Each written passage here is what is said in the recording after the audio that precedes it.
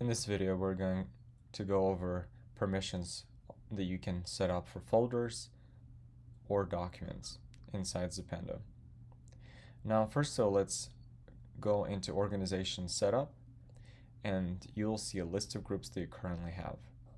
You can set as many as you want, and you can structure it however you would like. By default, there is only two security levels, administrator and the basic user.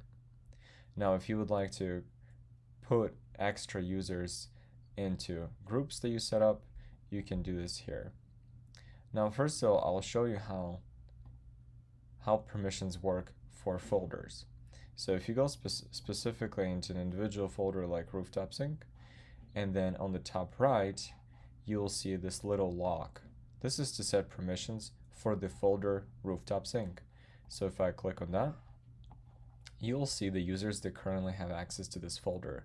By default, the user that creates the folder has access to it and no one else. If you would like a different group to be able to have access to this, you can set that so here. Click on New,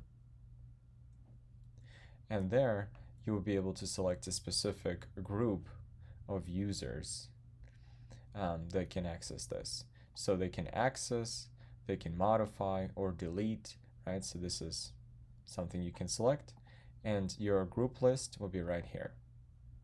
So it's pretty simple. Now I'll show you how you can add users. Now we have sales group number 1, and in order to add new users into that group, click on membership, and here create new, which means that you want to add a new user into this group, and then select one of those users. Could be this one. Save, and now you have an extra user in this group, and by default, all of the folders that you have, this user will be able to access it because you just added the user into the security group. You can do the exact same thing for documents.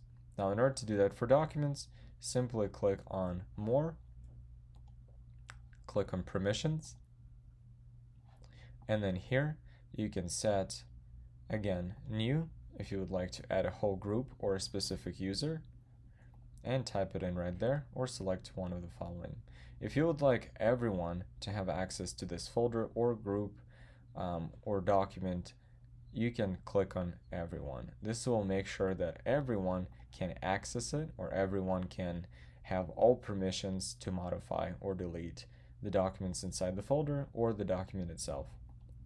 This concludes our video about permissions and groups for documents and folders. In the next one, we're going to discuss how you can set permissions for contracts.